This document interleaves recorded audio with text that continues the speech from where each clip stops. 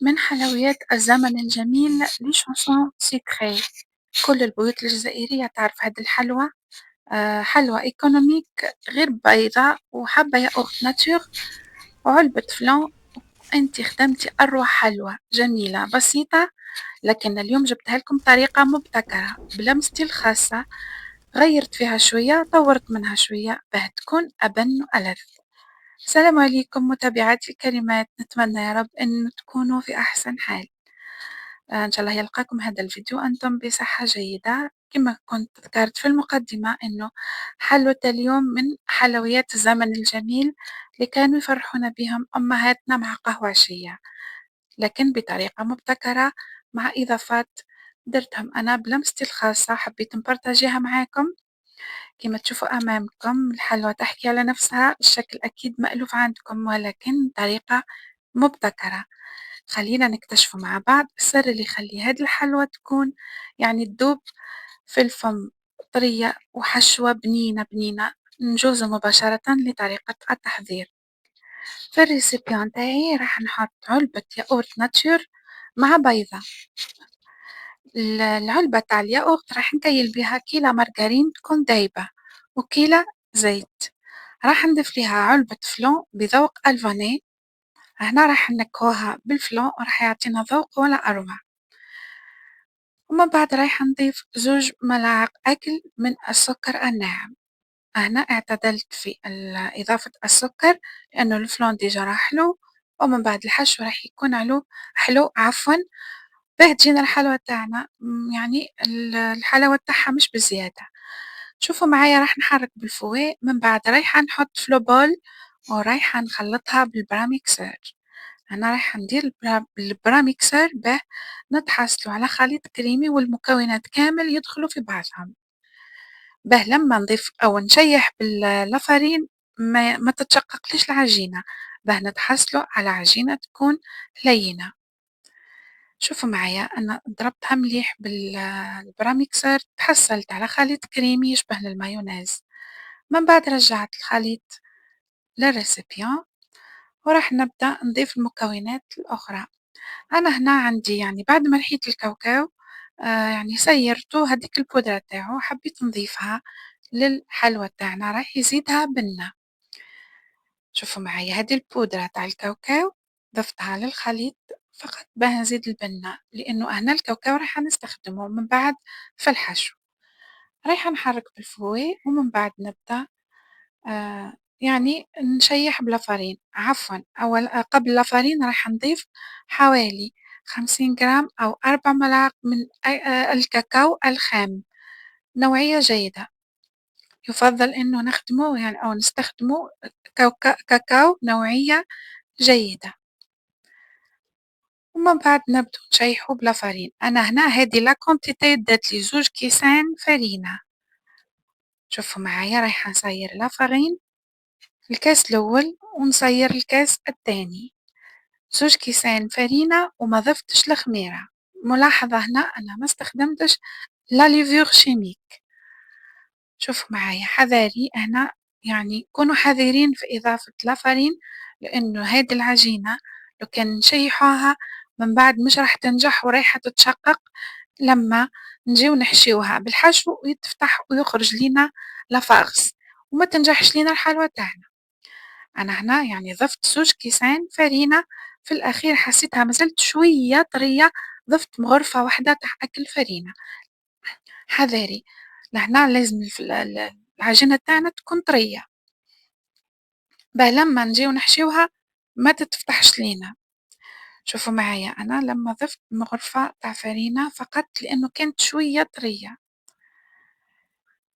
بعد ما يعني شكلت العجينة تاعي وجاتني عجينة لا تكستور تاعها من أروع ما يكون، جبت الشوكولا أتارتيني وضفتها للكمية تاع الكاوكاو كونكاسي باه نحضر الحشو تاعي. ومن بعد نبدأ كورت العجينة تاعي إلى كريات بحجم 20 جرام. نجيبو بابيي دو كويسون كما تشوفوا بابيي دو كويسون باه نفتح عليه الكريات تاعي. أنا هنا يعني سيت حليتها كامل وطبعتها شكل دوائر ما ساعدتنيش، إيه بقى، عملتها على شكل كريات فردية كيما تشوفوا أمامكم، كل كرة راح نفتحها وحدها ونعمل لها لافاغس. رايحة نحط الكرة تاعي على البابي دو كويسون ونفتحها بسمك 2 مليمتر. شوفوا معايا، نفتح الكرة بسمك 2 مليمتر، ومن بعد نحط فيها شوية كمية من لافاغس تاع اللي عملتها شوكولا أتارتيني مع كاوكاو. شوفوا كيف ما نفتح الكرة من بعد أنا حبيتها هكذا تجيني بيان فيني، نقدر يعني أنا نفتحها ونعمل لها فغص ونغلقه من بعد نحي الزوائد، لكن أنا حبيت الخدمة تاعي تكون bien finie. نفتحها، شوفوا معايا عملت لها فغص ومن بعد نبدأ نغلق الأطراف، لازم نغلقوا الأطراف بالضغط على الأطراف باه لما ندخلوها للفرن ما تتفتحش لينا وتخرج منها لا فغص وتتحرق وتخسر لينا الحلوى تاعنا. شوفوا معايا حبة أخرى، فتحتها ومن بعد بواسطة لمبورت بياس يعني فينيتها، ومن بعد عمرتها بلا فارس وغلقتها في الأطراف، ومن بعد نحطها في سنيوة. شوفوا معايا لا تكستور تاع العجينة راهي ناجحة 100%. لما استخدمت البرا ميكسر سما دخلت لي المكونات كامل في بعضهم كي شيحت بلا فارين تجيني هكذا عجينة لينة. شوفوا معايا تقدروا تفتحوا شحال من دائرة كيما تشوفوا شحال من حبة وتعملوا لها لافارس. أنا نوعت في الحشو وعملت شوكولا بالكاوكاو، شوكولا تارتيني، وعملت كونفيتور أو معجون المشمش مع الكاوكاو كونكاسي هكذا، بغيت ننوع في الأذواق. شوفوا معايا جات ولا أروع الحبة كيما بيان فيني. نحطهم كامل في سنيوة، لازم الأطراف تكون يعني بيان فيرمي باه ما تتفتحش لينا. لمّا ندخلوها للفرن دخّلتها للفرن بلا ما نغفل عليها، طابت من تحت حليت عليها من الأعلى، ومن بعد هذه هي النتيجة كي خرّجتها من الفرن. شوفوا كيف ما طابت لي ما اتفتحتش، جات هايلة من أروع ما يكون. شوفوا الحبات التاهي قطعت لي كمية زاكية حوالي 30 حبة، ومن بعد نجيو نعملو عليها رشة سكر ناعم.